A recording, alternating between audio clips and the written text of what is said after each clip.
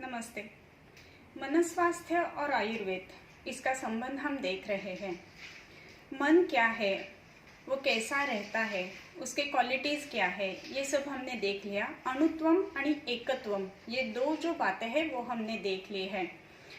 एकत्व और अणुत्व, अणुत्व यानी बहुत छोटा होने के वजह से उसका गति बहुत ज़्यादा रहती है। इसके लिए ही एक ही क्षण में हमारे मन में बहुत सारे विचार आ सकते हैं। इसी की वजह से कभी कभी कन्फ्यूजन्स भी क्रिएट हो जाते हैं। तो उसको अणुत्व है तो भी स्थिर रखने के लिए क्या करना चाहिए वो भी इम्पोर्टेंट है। इसके लिए पहले हमको देखना चाहिए कि मन के विषय क्या है। चिंत्यम विचार्यम ऊह्यम च ध्येयम संकल्प्यमेव च यत्किंचित मनसोज्ञेयम तत्सर्वम ही अर्थसंज्ञकम। ये मन के विषय बताए हैं। इसका मतलब क्या है?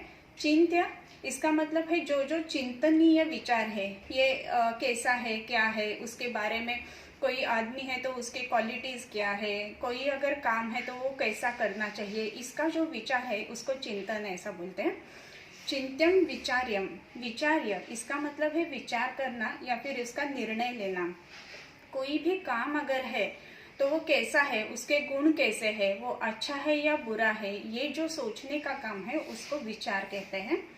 ऊह्यम च, ऊह्य इसका मतलब है ये एक हाथ अगर चीज करनी है तो किस प्रकार से की जाती है तो वो कैसी हो जाएगी, अगर दूसरे प्रकार से करते हैं तो कैसी हो जाएगी। इसका जो हम व्यवच्छेद करते हैं उसको ऊह्य ऐसा बोलते हैं।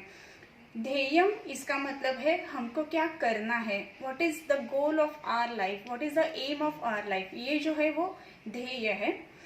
ये ध्येय अगर निश्चित है तो हम उसके ओर अच्छे से चले जा सकते हैं। अगर हम खुद को ही अपना ध्येय मालूम नहीं है तो ये करूँ वो करूँ, इसके ही उहापोह में हम अपने ध्येय तक नहीं पहुंच सकते हैं, क्योंकि ध्येय तय ही नहीं किया है। इसके लिए सबसे इम्पोर्टेंट बात है कि हमको लाइफ में क्या करना है वो हमको सोच के रखना चाहिए। संकल्प, संकल्प इसका मतलब है अच्छी बात जो है और बुरी बात क्या है वो समझ लेना और उसके हिसाब से अपने ध्येय के प्रति चलना, इसको बोलते हैं संकल्प।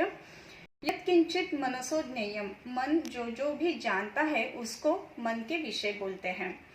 ये सब जो है ना, अभी हमने जो देखा चिंत्यम विचार्यम ऊह्यम, ये सब जो शब्द है, ये सब जो कार्य है, ये जो शब्द विषय मन के बताए हैं, ये विषय कोई भी दूसरा इंद्रिय मन के साथ नहीं है तो भी मन कर सकता है। यानी देख नहीं रहा है या फिर कुछ टेस्ट नहीं कर रहा है, कुछ भी नहीं कर रहा है, खाली सोच के आंखें बंद करके हम सोच सकते हैं, ये मन की बहुत विशेषता है। इसी के लिए इसका मतलब है कि शांत चित्त रहने के लिए क्या करना चाहिए, तो मन की गति जो है वो स्थिर करनी चाहिए और दूसरी बात है व्यवच्छेद करके निर्णय तक आना चाहिए। ये जो है वो बहुत बहुत इम्पोर्टेंट रहते हैं। कभी कैसे है कि हमेशा ही अपने को अच्छे सर्कमस्टेंसेस नहीं मिलते हैं, कभी कभार अपोजिट सर्कमस्टेंसेस भी आ जाता है जिसमें हमको ऐसा लगता है कि इसमें मैं कैसे बाहर निकल पाऊंगा। तो एक मंत्र जो बोला है ना वो एक बहुत अच्छा है, ये भी दिन निकल जाएंगे, ये इम्पोर्टेंट बोल सकते हैं। ये भी दिन निकल जाएंगे तो काल जो है वो बहुत अच्छा एक मेडिसिन उसके ऊपर बताया है।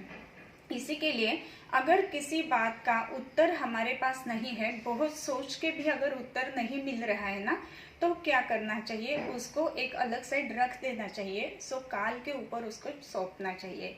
लेकिन इसका मतलब ऐसा है नहीं कि सब ही काल पर सौंप दिया जाए, हमको भी कुछ करना है, ऊह करना है, उसका चिंतन करना है, उसका विचार करना है।